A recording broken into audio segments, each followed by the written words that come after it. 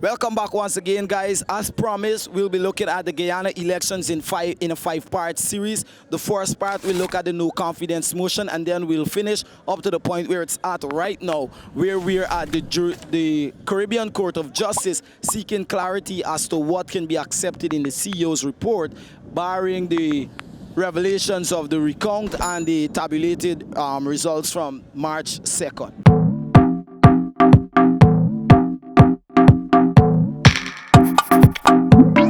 In December of 2018, there were two buzzing matters to be dealt with. One is the nation's most important policy, which is the budget, and two, the no confidence motion.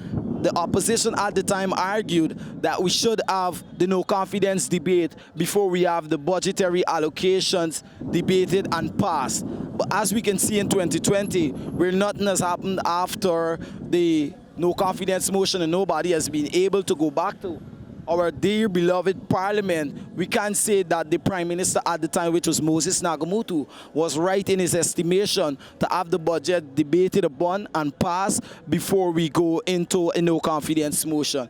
In his budget, Minister Jordan would have put forward a $300.7 billion budget. He hailed it as his best budget. He said it catered for all of Guyana. It had very good concession to businesses. It had over $52 billion to the education sector.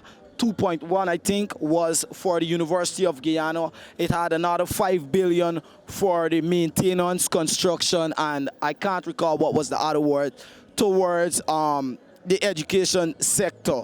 The budget, which was $300.7 billion, was also a 12.6% increase from the 2018 budget allocation. Barring that, the opposition still went forward with the no confidence debate. Now, a no confidence motion is basically a vote of confidence in a current leadership, and should it be passed that more persons than not have less confidence in you, the current leadership is then asked to step down. As it relates to Guyana and what is outlined in the Constitution, the passing of a no confidence motion should see the country having elections in 90 days. Barring that, also, the 2019 budget also had $3 billion allocated to Guyana Elections Commission to hold the upcoming general and regional election. So why we haven't had a result as yet, in as much as the government made provisions for over $3 billion to be provided for, is another debate. Leading up to the no confidence motion, the opposition leader, they said they are confident, though a minority in parliament, that somebody in the government corner will be inclined to voting against its current members, just based on the fact that to them the government wasn't performing up to scratch. The government pushed back and they said it was a psychological harassment on its members by the opposition. Personally, at the time, I didn't think it was wise, because I had to go home, and usually traffic outside of parliament would be crazy. The current president would have promised to lessen the barricade, and I don't think Guyana has seen that since, and what we have now is heavily congested roads. Is that a fault of bad roads or more barricades? We can argue that also.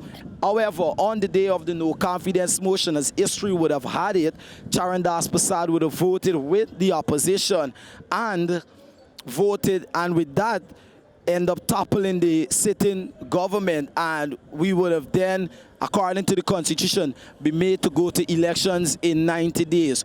Crazily, GCOM wasn't ready for elections in 90 days. They had in as much as elections were to be held in 90 days, a lot of persons weren't registered, and the current voters list for that time was going to end on April 30th, in as much as the 90 days after the no confidence motion would have meant an election sometime around March the 24th or 22nd. Upon the passage of the no confidence motion, barring no legal ramification, it meant that the government had to be prepared for elections within 90 days. But however, as history would have recorded it, the government had some issues with the passage of the no confidence motion, since the member that voted was a dual citizen, and according to the Constitution, dual citizens were not allowed legally, or should not have been allowed legally, to sit in the parliament. However, we know of dual citizenship. We know of dual citizens sitting in parliament since 1992.